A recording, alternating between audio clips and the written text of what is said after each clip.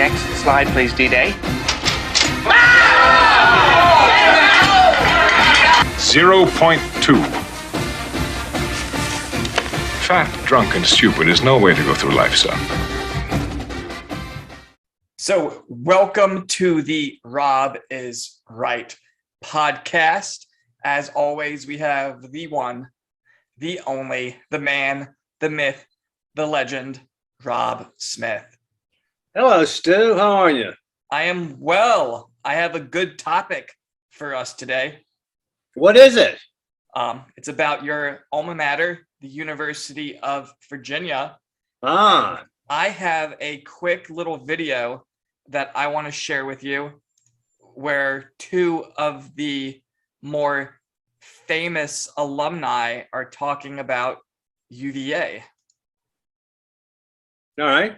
So, sharing my screen, and I'm just making this full screen real quick, and here we go.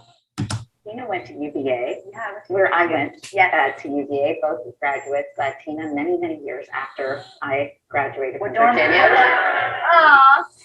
So that's how I was like. She's not bad looking. It's like at Virginia. I loved it. For me, it was like coming from the Northeast. It was. I felt like I went almost to like study abroad because it was like so culturally different, and everyone's like Southern and rolled genteel, and I found my home in the drama department at UVA. That was really where I had a great time. I had a wonderful experience. It is very preppy. I know when I went there, I went to public school in Arlington, Virginia, and as I mentioned, I was in state, and that's why I got to UVA. I got rejected from Smith. Even my sisters both went to Smith, but they still rejected me. I got an out of state. Yeah, I know. She should say that is a little tougher, a lot tougher actually. But when I got there, because I found the public school, I had these weird like collars that were like half a foot long, very weird clothes. And I went to a sorority event where they were actually introducing us to the whole idea of sororities. And I went in there and I was like, oh my God, I am so different than most of these girls. They were super preppy. They had Lily Pulitzer at the wazoo. Yeah.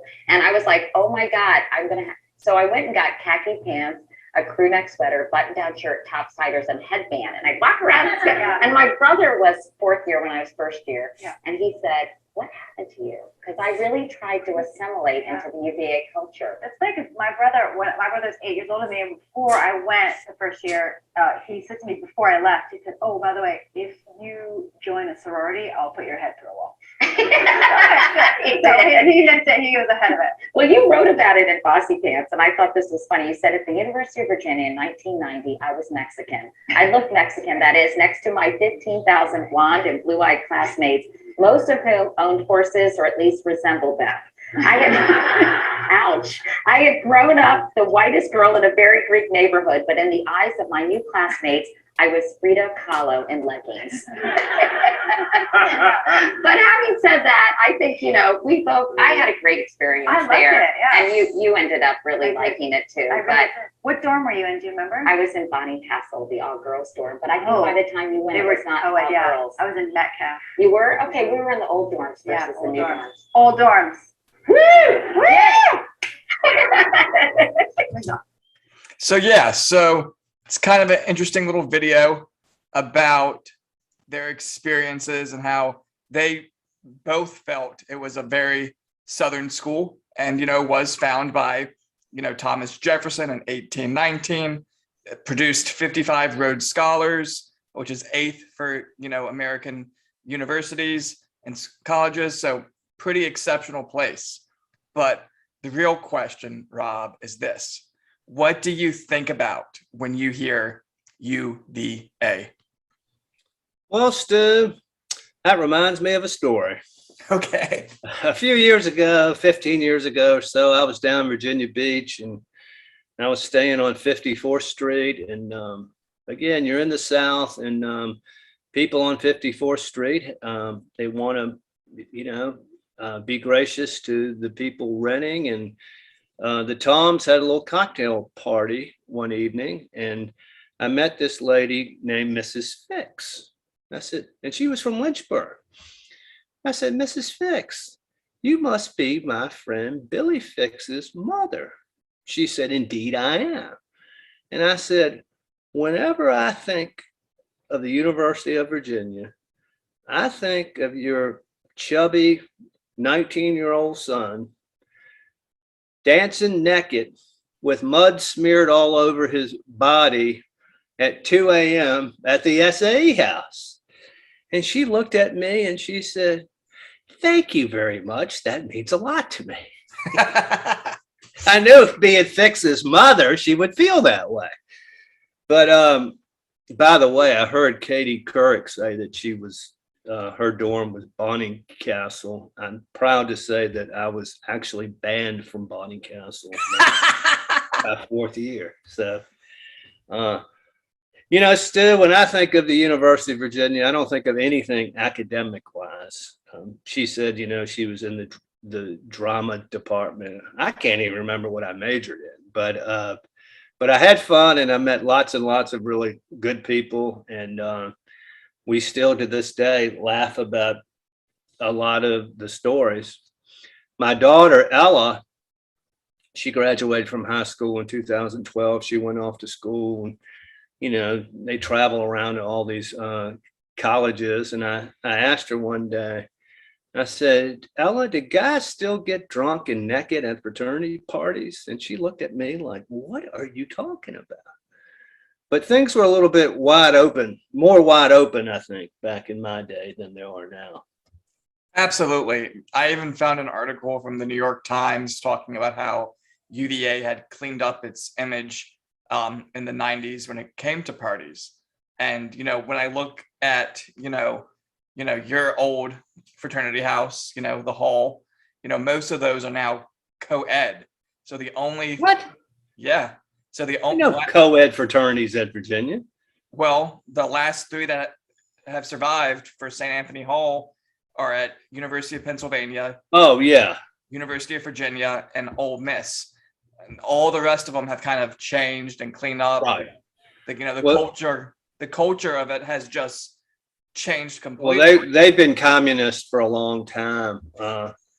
We used to roll up to Columbia, and we had a reputation before we got there, and they were very wary of us, and rightfully so. But even back in those days, they were co-ed. MIT was co-ed. I mean, Chapel Hill was co-ed. But anyway, yeah. But St. Anthony Hall itself is still pretty much the same as it's always been. One of the rewarding things for me is when I go up to Charlottesville for a football game and I go by the hall and they're just these nice looking kids with these nice looking dates, many of whom are wearing short skirts and cowboy boots, Steve, which is a good look. And they invariably, "Hello, Mr. Smith, how are you?" They couldn't be nicer. There's a pig in the backyard and it looks like nothing has changed in the past 40 years. And I always walk away from, that yearly event thinking something about it just makes you feel good that things hadn't changed much there. That's pretty cool. I did find one description of the interior of St. Anthony Hall that was described as a perfect bijou of tasteful decoration. That must have been from the 40s or something. Actually, the inside hadn't changed, but it was remarkable in that, I guess as far as most fraternity houses, it was well appointed. But then for a party, we always had the Saturday night parties. Phi Cap had the Friday night parties. SAE had the Thursday nights. But, we would roll up all the furniture and then the place would just get trashed and there'd be an inch and a half of goo on the floor on Sunday morning, along with broken glass, maybe a little blood, trash, and then it'd be cleaned up by that afternoon. So who did all the cleaning? The goats, the first year guys. Okay. It's their role. Okay. They were kind of your slaves. Well, yeah, I guess they're getting hazed and all that good stuff that you don't get to see nowadays. Well, there were some initiation rites, sure. So how similar to the movie Animal House was your time at University of Virginia? I can literally say that everything that happened in Animal House, I saw a version of at the University of Virginia. Cars crashing. I can remember my buddy Scott Edwards from Franklin. He's from Franklin, and he brought a car up to Virginia, and Robert the Talking Horse Marsteller. We called him the Talking Horse because he talked just like Mr. Ed. Once he figured out that Scott had only paid $200 for the car, we took a ride. And Marsteller was the luckiest guy in the world. But he went around up on the hill near the courthouse, and he went in people's yards, and he just mowed over lawn furniture, signs, whatever he could see, he just ran over. And then I can remember we were up at the post office, and he's backing up and knocking over these signs. And about that time, a police car comes. Then another one comes. Then another one comes. 5 of them come, and they're all around us. And I was laughing my ass off because Marsteller always got out of everything. And so the cop comes, and he was like, still is, like Eddie Haskell, shines a light. He looks at the car. Car fits the description of the reports he had gotten. And of course, Marsteller goes, "Officer, how may I help you this evening?" Of course, these signs are down all over the place. And he said, "Well, we're investigating a car that looked much like this, was knocking over people's furniture and mailboxes and things." And Marsteller says, "Oh, officer, that's terrible." But he said that the reports were that there was an hysterical woman in the back seat screaming. Well, that would have been me, because I was in the back seat. I was laughing so hard. Cop shines a light and he goes, "Okay, well, thank you, gentlemen." Marsteller drives off. Jesus Christ. Another thing, I can remember once the Kappas were walking to the rotunda in their white dresses, and my friend Walker Stites had a Volkswagen van, and we just lived to play stupid tricks on people. So we had one of those fire hydrant things that you can do. You can put all sorts of substances in there. So a few of the boys put on a trench coat and sunglasses, and right when they were walking down Rugby Road, they swung open the door, jumped out with these fire hydrants, and sprayed all the girls in their white dresses. So anyway, Damn. There are lots of stories. Well, you Thinking of mentioned Marsteller and Scott Edwards, this one comes to mind, is that probably the funniest thing I ever saw was Marsteller went through sorority rush as a girl, and he's ugly enough as a guy. He had a receding hairline and freckles all over the place. And Scott Edwards was just this goofy looking tall guy. And they put on women's clothes and jewelry, and they went to this sorority house. And I was looking through the window, just laughing my ass off. And Marsteller was gesticulating with his hands, acting very effeminate. And of course, he's got these hairy arms. And after about an hour, they figured out that he was actually a dude, and they kicked him out. But anyway, every day was a day to do something stupid. that's fair. Now, I would say, your brother Walter, smart fella, but did he ever do anything stupid?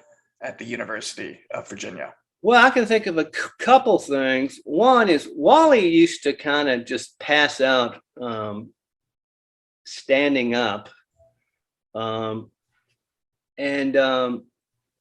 Once we went to Carolina and went by the decals there, and Wally passed out on his feet like a horse, and he's moving back and forth like this. And but he would never fall down. He would go all the way back and all the way like this, and he'd come back, and he'd always stay upright. So we taught the boys down there how to throw ice cubes across the room into Wally's wide open mouth, which is a pretty good game. We had a scoring formula for it, all that. But in Charlottesville, Wally, he also used to pass out. And one particular time, the fellas, I think he had passed out naked upstairs. So they grabbed his mattress and they walked it over to Carr's Hill, which is where President Herford lives, right across from the rotunda, and dropped him there. So when President Herford was getting up and walking out the door, he stepped over a naked drunken Wally at like 9 o'clock in the morning. Anyway, there are lots of stories about your uncle and your father too, Stu, who was also a Virginia man. Yeah. So here's a question. What was the best party theme that you can remember from UVA? Well, there was something going on every night. I can remember back in these days, there were a lot of like costume parties in which people are too sensitive now, but that period of time you would try to, the costumes were as outrageous as you could get. Okay. There was blackface, I saw guys in Klan outfits, guys in, sexually illustrative costumes. And the term blow people out was popular back then, but it was, the costumes were attempting to be outrageous. Mm-hmm. Everybody accepted that. Nobody's skin was so thin as it is now. One of the funniest was there was this lady at the UD, the university diner. Her name was Ethel, and Ethel was this tall, skinny black lady, and she didn't put up with any mess, and she would grab you by your hair and toss you out of there. Well, my friend Sloat Van Winkle from Atlanta, a really funny guy, I guess the first Halloween party we ever had, he dressed up as Ethel. He had on the white waitress dress, his skin was black, and he had the notepad, right? So to show you how things are different, so he went down to the UD dressed as Ethel. And here was a lady who was just mean as a snake. And she laughed her ass off. Yeah. It was a tribute. It was a tribute to her. Yeah. Everyone would recognize what the costume was actually attempting. It was funny, And I can remember Ethel. When my Uncle Max, your great Uncle Max, was in the hospital, so was Ethel. She was dying of cancer, and I remember going in and talking to her and spending some time with her because, we all knew her. Mm-hmm. But anyway, and we also had Bahamas parties where I forget how it worked, but there was a drawing or something like that. And the last two people who were in the pot got to go to the Bahamas for a week. That's cool. And everyone dressed as though they were going to the Bahamas. It might have been some sort of vote too on the costume that got you in, in the winner's circle. I can't remember that, but yeah. Anyway. I remember I had a party theme I went to where it was a used to be cool party. So you had to go as something that used to be cool. So this was a week after everything had come out at Penn State with Sandusky. And so I had found a Penn State jersey at the Goodwill. And so I wore that to the used to be cool party. And everyone was like, too soon, too soon. But it was topical. Stu, have you ever told everybody on this podcast what you did in high school? Oh, the incident with the principal? Yes. Would you like for me to tell that story? We can maybe focus on that on another podcast. This is about UVA. Well, I'll just tell everybody that Stu did something in high school that was so outrageously funny. But he got kicked out of school for 2 weeks or so, expelled, right? I withdrew from the year. Yeah. Yeah. Well, and most families would go, "Oh, Stu, we're disappointed in you. You shouldn't have done that." Maybe had him seek some sort of counseling.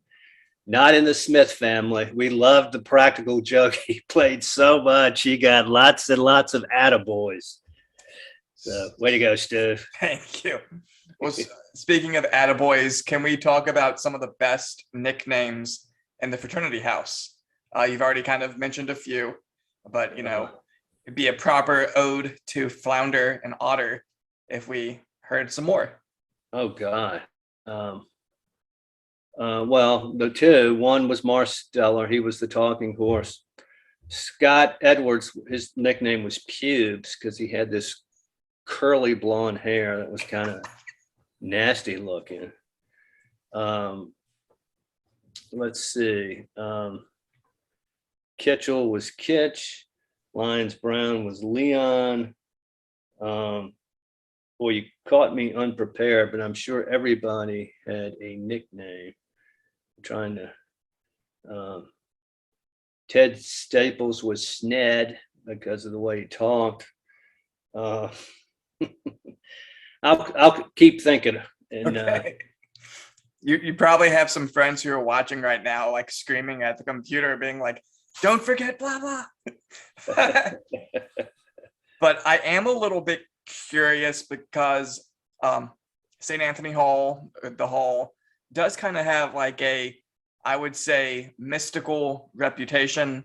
It's been depicted in pop culture various different ways. Shows up in Jack London, shows up as St. Ray's and Tom Wolfe's Charlotte Simmons. It's the Hamilton House and Gossip Girls, Vampire Weekend, which is a popular band. They did their album artwork is the Columbia chandelier at the hall. So I didn't know that. So it's prolific in terms of how far it stretches in pop culture. But I know you're sworn to many secrets and have many oaths, but what can you tell us?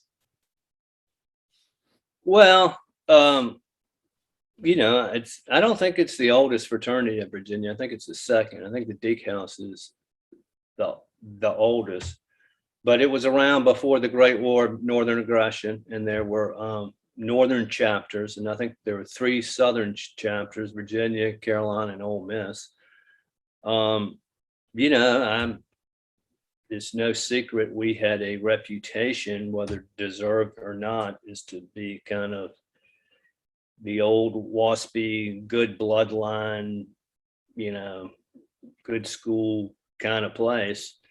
I'd like to think that, the brothers were in the hall for, there is some truth to some of that stuff, but also because they were accomplished people. But I will tell you, Tom Wolfe's book, Charlotte Simmons, I'm not aware of those other references to the hall, but I remember reading that book And for those that don't know about it, this nice little country girl from North Carolina mountains goes to the university, a university. It's fictitious.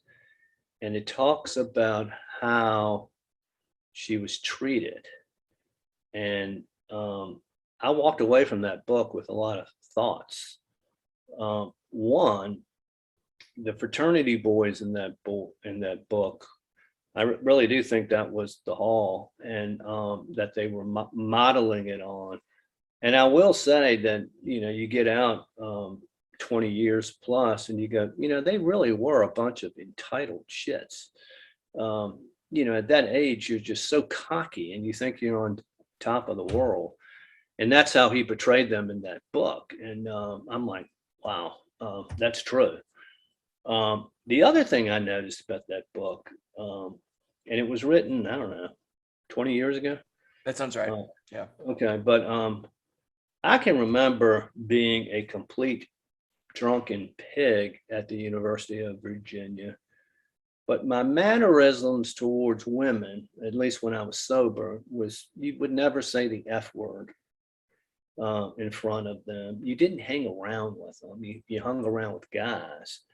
But in that book, the girls would come over to the fraternity house and hang out.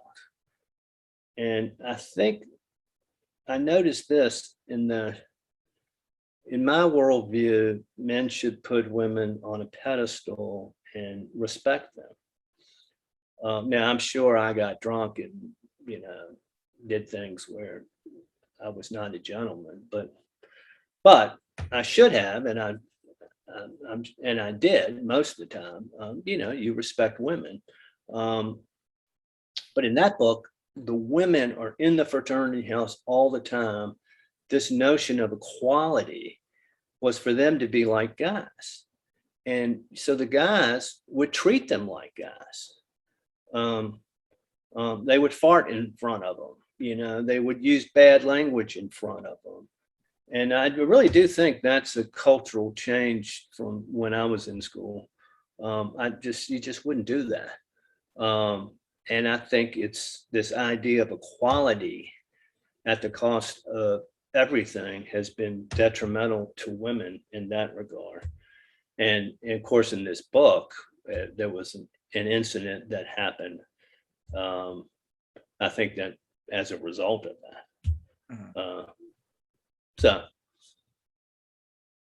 But yeah, I mean, it's definitely interesting to think about, fraternity culture, people are drinking, maybe even taking other things, who knows? But, and, lots of things will happen in that situation. I definitely remember, having college parties and, the Frisbee team would do this thing called land sharking. And so land sharking was when someone would get super drunk, they would get naked, and they would have a Frisbee in between their butt cheeks holding it, and it would be like a shark fin. And, when it's an all guys Frisbee team, that's funny as hell.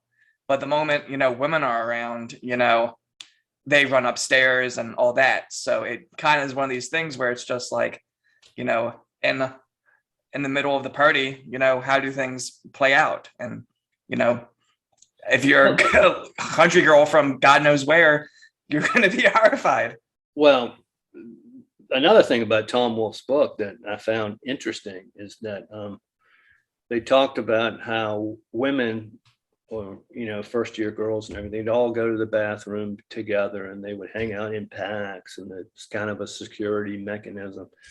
I never understood that. I probably still don't. But the one thing about that book is that these naive girls, they don't understand anything about men, and they're puzzled by men.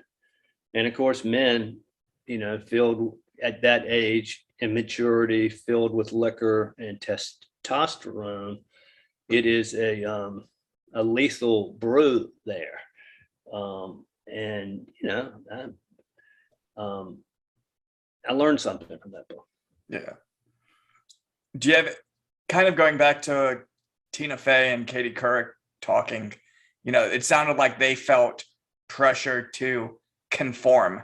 And I think a little bit of that is kind of what I would call the shadow aspect of femininity, where, Katie Couric wants to leave her identity from being a Arlington girl and then become the preppy little upbeat person with the headband and the khakis, like she described. So do you think there's any aspect of just maybe sorority culture that was just kind of baffling to you back then and maybe still is? Well, all women are baffling to me still, always have been. But I will say this, and not to sound like somebody from St. Anthony Hall, but Katie Couric and Tina Fey were from Northern Virginia, and so I mean that's not really Virginia, and they weren't part of the culture to begin with. So they, maybe they feel like they have to be somebody they're not, but I think that explains kind of their insecurity at first. Yeah. But they did say that they thought it, was a welcoming place. Once they got used to seeing naked men at fraternity parties and everything else you saw. Yeah. I guess the statute of limitations has expired, but did you all ever take anything, steal anything, or had the house stolen something? Well, Stu, the University of Virginia has the oldest honor system in the United States. Okay. So I can tell you that I never stole anything. I did all kinds of bad things, but lying and cheating and stealing, I did not do. Okay. Breaking stuff, yes. Taking certain liberties I shouldn't have, yes. Well, I could go on, but I did go to jail a lot of times. Okay. I remember my third year at Virginia. Funky Tom is the name. Tom. That's a good one. My third year at Virginia, I remember thinking, you know what? I've never been thrown in jail, and a number of my friends have. And then within a course of about, I shouldn't have said that, within a course of about 3 or 4 months, I got thrown in jail in Charlottesville. I got thrown in jail at Sweetbriar, that's Amherst County. I got thrown in jail in Chapel Hill, and I got thrown in jail in Nantucket. Jesus. And during that course of time, I also got kicked out of where I couldn't return to Hampton, Sydney, to Bonnycastle, of course, to West Hampton College. And there's 1 or 2 more, but anyway. And so it sounds like the party hit the road if you're in Nantucket. Well, we went down the road a lot. We went to Hollands, to Sweetbriar, Mary Baldwin on Sunday afternoons at the old Stanton Military Academy. They would have their parties, and we would do that. We would, the best roles, the things I can still tell you everything about today was going down to Chapel Hill. Mm-hmm. In that, if you were someone like me, none of the girls at Virginia would have much to do with you because you had proven yourself to be, kind of a criminal, a rogue, a scoundrel, a pig, whatever. But you'd roll down to Chapel Hill, and the girls, they didn't know any of your story, and they couldn't have been nicer. And of course, the girls were prettier at Chapel Hill as well. I remember I met one of them down there, Sarah Truelove. She was tried out, and we had a very nice. I met her down there during one of the rolls. She invited me to black tie down there. Had a great time, then she came up to Charlottesville, and she was staying at the Tried Out House when she first got there. After she'd been in town and talking to the girls at the Tried Out House for like an hour, she calls me and goes, I think we need to talk. So she came on over, and she had told me what the Virginia Tried Outs had said about me and how she should be wary. And but we smoothed it over, and I was a gentleman all weekend. But we go down to Chapel Hill, and I can remember who was in the car, everything we did, everywhere we went. I can remember how many 6-packs of beer we would drink on the way down. I remember drinking 5 6-packs of beer on the way down, and then we'd get there and we'd drink some more. I mean, I can't even drink vitamin water now without having to go to the bathroom twice. But I remember seeing our friend Jay Sproul, and he was a Phi Out at Carolina. And they had this honor system thing down in their basement when, you could just take beer and sign for it. So Sproul was such a nice guy. We'd roll in to see him first, like 4 or 5 of us. And Sproul would just say, how much beer you want? He'd give everybody like a case of beer. And he would charge it to Judge Sproul.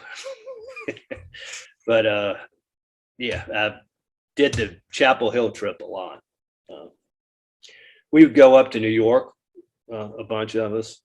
The hall had a chapter at Penn, and they were good guys. It was not co-ed, and so we'd sometimes go up there and see those fellows in Philadelphia. I will say at this age, the great thing about the University of Virginia and all the girls' schools, and throw in Chapel Hill friends, guys who went to Penn, is I can remember going to a New Year's Eve party in New York. We actually stayed in the Dakota, and there was a party around the corner, and it was called a Virginia Schools Party. And there were everybody from a Virginia school, from a couple of North Carolina schools. The guys from Penn were there, some New York guys were there, and there must have been 1,000 people there. And I think I probably knew everybody there. It just was a wonderful experience of just making friends, and not just any friends, but lifelong friends and quality friends. And I can remember, now I couldn't do this today, but I remember when I was 24 or so, I felt like I could go anywhere in the country and have a place to stay, just because of, the people you meet and the friendships you make at a place like Virginia. Damn, that's cool. Yeah. So when I was doing my research, it sounds like there might be a booze cruise. Is that something you ever experienced? Well, a booze cruise sounds to me like something on the water. Yeah. There was no water in Charlottesville to speak of. I do remember when a friend of mine, Walker Stites, got married in New York, we had a booze cruise, out in the Hudson and the East River. But pretty much every night was a booze cruise. Okay. I can remember, there would be times when, I wouldn't go to class for weeks. I could always, fake it till you make it grade wise. But I can remember I'd wake up. I've never been lazy. I've never slept late, but I'd wake up and I'd walk over to our fraternity house to eat in the morning with every intention of going to my 9 o'clock class. But then some fellows would roll in, and we get to talking about what they did the night before. And then I go, okay, well, I'll go to my 10 o'clock class. I'll blow this one off. Right about 10 minutes to 10, a new group would walk in. You'd sit around. 11 o'clock class, the same thing. And I can remember that going on for weeks, where I wouldn't, walk in the door of a classroom. So Stu, it wasn't any real academic achievement to graduate from the University of Virginia, at least not when I was there. You know, the guiltiest I ever felt was, you know, things are different. I mean, graduation, to me, graduation is, you're supposed to graduate. It's no big deal. It's no, you know, reason to celebrate. So I didn't invite anybody to come to my graduation. And my godfather, who a lot of people know, he's very old Virginia. He was in the General Assembly for years. Well thought of guy, Taylor Murphy. After the ceremony, I guess I'm walking back to the hall with my sheepskin, and he hustles across the lawn, and he'd come on. I didn't invite him. He drove 3 hours just to be at my graduation, which was extremely nice of him. But he walks up to me, holds out his hand, and very earnestly says, "Robbie, I'm so proud of you." And I never felt so guilty in my life. I'm like, good God, Taylor, if you know what I've been doing for the last few years, you'd have me arrested.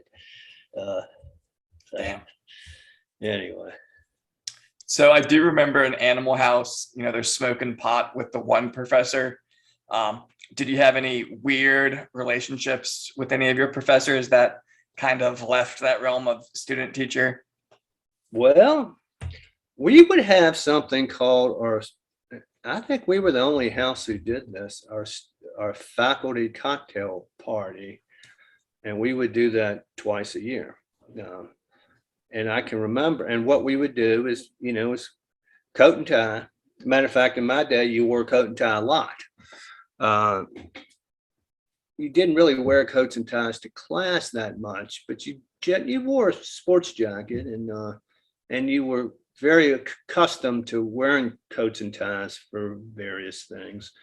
So we would have our faculty cocktail party. It was very civil, and it was catered, and we would invite our teachers. And I can remember a Russian history guy. We called him Wild Bill Sucks. He would just get smoked, and he would gator on the floor, and everybody would jump on him. And then I can remember those instances where there was kind of a sexy French teacher who ended up, let's say, in a carnal way with some fellas from time to time. Damn. Okay. The other thing about those teachers, though, and you know, nowadays I'm sure all the teachers hate anybody having anything to do with St. Anthony Hall, but there were teachers who liked us, and I can remember Wally Cox. He was an architectural history teacher, and Bato Pellington told him he missed his exam, and he was just truthful and said, "Mr. Cox, I just got drunk last night." And he said, "Well, thank you so much, Bato. You boys from St. Anthony Hall are so honest and honorable." So then people would just purposefully miss his exam and just say, "Hey, I got drunk last night, Mr. Cox." and you know, there was another teacher who was just openly, flamboyantly gay. And Doc Walter, he taught a class in the ed school. And of course, we took a bunch of easy classes. And it was called Problems in Personal Adjustment. And what we would do is we would take Doc Walter out to Farmington Country Club and take him out to eat and get him loaded up on drinks. Co Eldridge, one of these evenings, put a napkin down his pants, which got Doc Walter all excited. We told him that his nickname was Pony. Anyway, so we'd have this evening, and then we would present him with a gift because he was such a great teacher. And it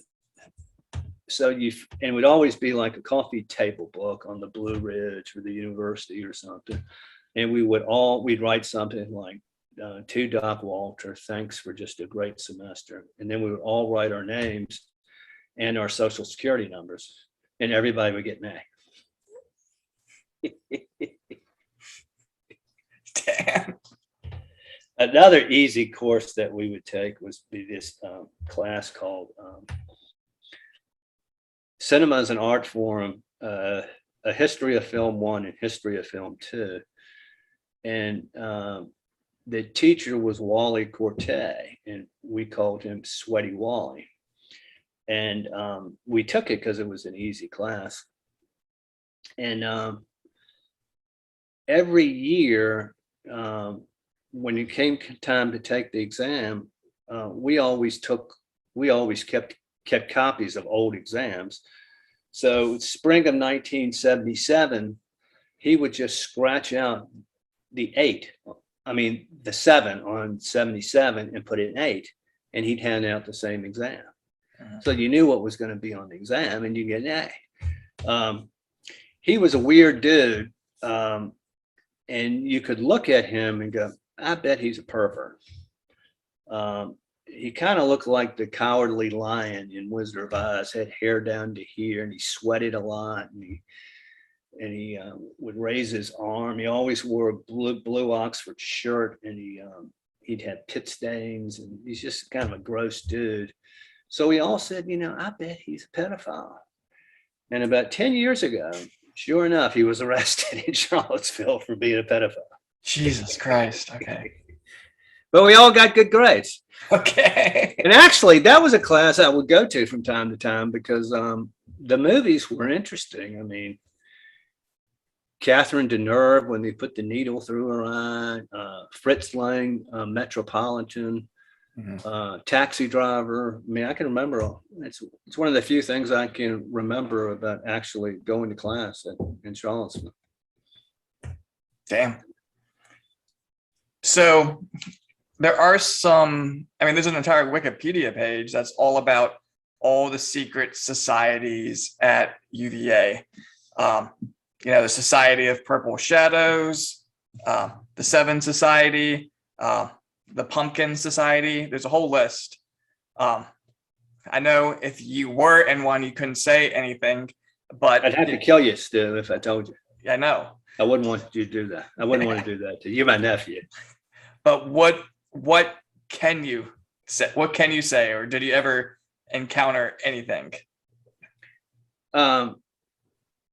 You would see goings on around grounds in the middle of the night. People dressed in dark robes and things like that. I was a member. I talk about being a member of some non-secret societies. I was a Tilka, which supposedly is for accomplishments around grounds. I don't know what the hell I ever did, but somehow I was tapped for that. I was also a member of one of the most venerable organizations called the Goober Peace Society, which started after the Civil War, and very few people knew about it. I'm only kidding by saying it was a venerable institution, but anyway, it was kind of a fun thing. I actually put it on my resume, I think, when I applied to law school and some other things, because I didn't have any other accomplishments. Goober Peace Society, it's true. So yeah. Anyway. So what would be some wild drunken shenanigans of people that I know, like maybe my dad or Jimmy Farmer? Jesus. Your father was an institution, Stu. He when we had him on the other day, he said did not graduate in the top of his class at Woodbury. If he didn't, he was number 2. Okay. He was one of those guys who, I mean, he was a brainiac, and he got into Princeton and some Ivy League schools. But as you know, we Smiths have a tradition of going to the university. So Brick followed in his family footsteps. 12 years later, he graduated from the University of Virginia. Now, your dad he never failed out. He would just kind of like go for a semester and then go, I got to get away from this environment. He never failed out. So he would kind of think would get his act together after a year or two. He'd go back and he'd try it again for like a semester. Not ready yet. But there were people like your dad's classmate, Carrington Montague from Chattanooga, who was literally in school for 12 years. Nowadays, they have some sort of silly rule where you have to finish in a certain amount of time. But back in those days, you could go for as long as you wanted to. Damn. Yeah, I had a roommate who was on the 8-year plan with no grad school just because he kept just screwing up. And, yeah. So. And there was a lot of that. There are a lot of folks. 12 years was the one I remember the most, but there are a lot of like 7 and 8 year guys. Yeah. Back in those days. I guess nowadays we call it super seniors. And I did know one super senior who was there for 6 years, but yeah, they I guess they will just straight up kick you out nowadays. Oh, another Animal House thing is I can remember sororities were kind of new, and they were still adding them when I was there. And right across from the front yard of the hall, there was they renovated a place, and there was the DZ house. And we used to hit golf balls from the front yard and seeing if we could break windows at certain places, and I remember the talking horse hit a golf ball right through the DZ window. The house mother was on the phone, was upstairs in her office. The ball bounced around 3 or 4 times and got lodged in the electrical typewriter and started a fire. So it's safe to say that y'all were more Delta House than Delta Pi. Well, boys will be boys. When I was there, it was much like when my father went there. Yeah. And Dad's got some stories as well as the things that happened. His generation, they whooped the Nazis.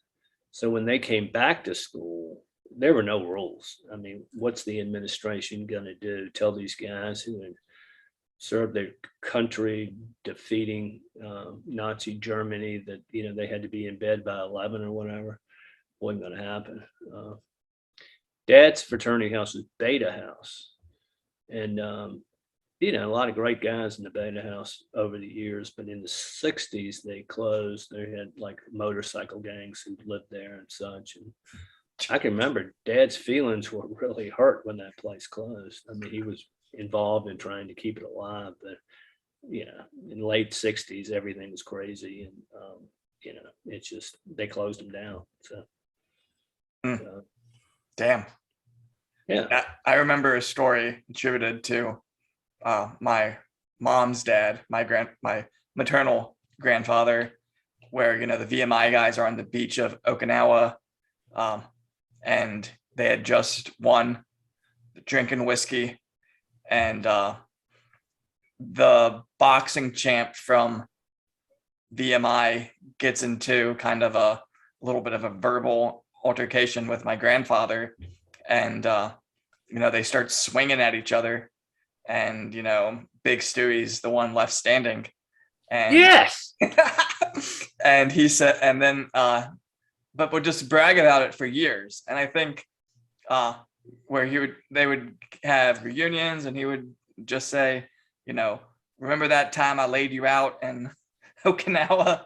but it's one of those things that I think a lot of times people this generation, newer generations and women just don't understand that you can punch another man and like not have any negative feelings towards him. It's just kind of roughhousing that a lot of people just do not get nowadays. One of my best friends who he was in a different fraternity in Virginia, and he really is a great friend and a really substantive guy. But I don't like to talk about this because I feel so bad about it. But he always tells me I beat him up at Virginia.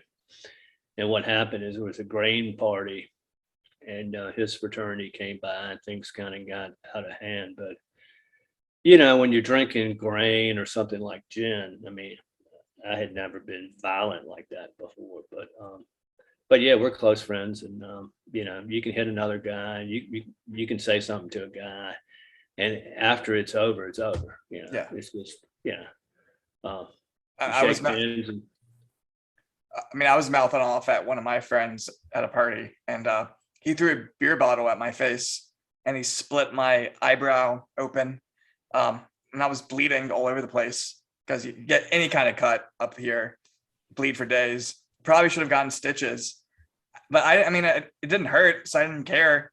You know, I just I was holding it up like that, but he kind of was the type where like he kept apologizing for days afterwards, but like, I don't know. It just it just doesn't matter.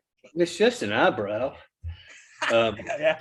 When I got out of law school, I worked at this place called Virginia Landmark. We were a real estate development firm, and the two guys who owned the firm, Joe Stettinius and Alec Hamilton, were in the hall.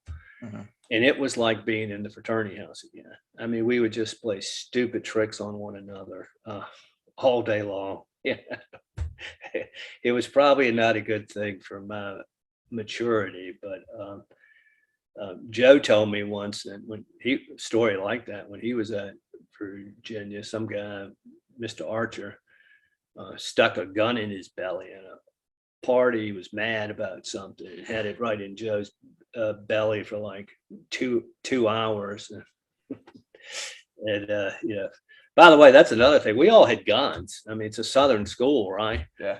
And everybody had guns in their room. We had shotguns, and you know, just nowadays people couldn't even dream of having guns in the dorm room. But Or God forbid alcohol. it is amazing that there were a number of guns and alcohol incidents, and it's amazing nobody ever got shot or killed. But you know, in the olden days, there were, you know, when Edgar Allan Poe was there, the reason the honor system is there today because some students got pissed off and shot a professor. So how about we end on this one? What would you say was the most unsafe thing that you ever did in college? And whether or not you think the youth should pick it back up today? Let's see, did we burn anything down?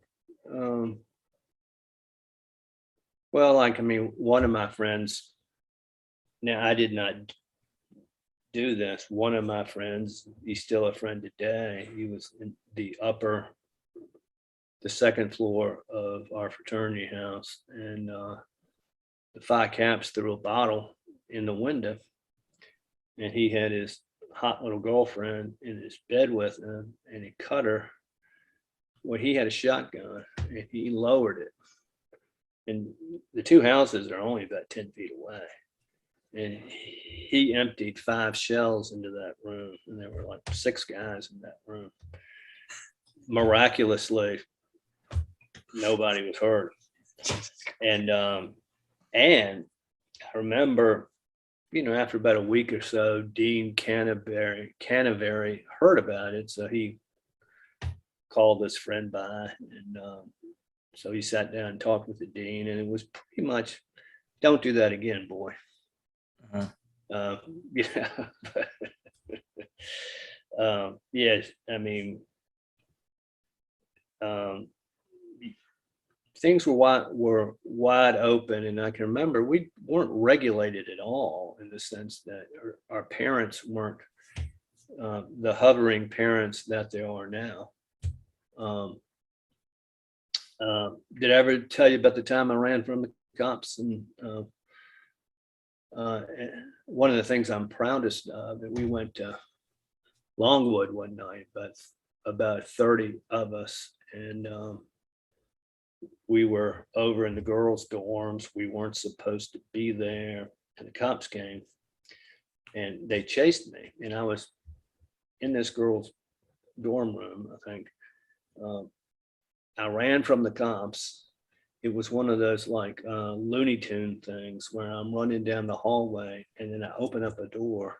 I go in, they run by, I run out the other way, and I run across the grounds, and they chase me, and they, I start to make tracks. And out of the 30 people who went there that night, 29 of them had got thrown in jail. I was the only one who outran everybody. You Scooby-Dooed them. I still got the wheels, Stu. There you go. Right on. Or any final message for all our loyal fan base? Well, I don't know. I loved my time at the University of Virginia, and I will say, on a more serious note, I look at how hard I work now. I work harder in a week than I did in a year at the University of Virginia. But I will say that I did learn a few things, in the sense that I learned what I didn't know, because you have these classes and you're talking to folks about classes. And although I never did much work, when I graduated, after about a year or two, you go, I would like to know more about X. And I think just exposing you to various levels of academic thought you had never contemplated before, it's very helpful. But the best part was just all the friendships and the stories. And, as old as I am now, I will have a buddy of mine call me, and this happens every week, maybe every day or two, and we get to talking about things we did at Virginia and just laughing our asses off. So that's something they can never take away from you. And if the whole fraternity system is guilty, then isn't this an indictment of our educational institutions in general? I put it to you, Greg, isn't this an indictment of our entire American society? Well, you can do what you want to us, but we're not going to sit here and listen to you bad-mouth the United States of America. Gentlemen!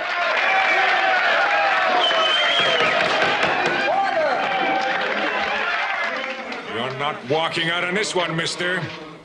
You're finished. No more Delta. You bought it this time, Buster. I'm calling your national office.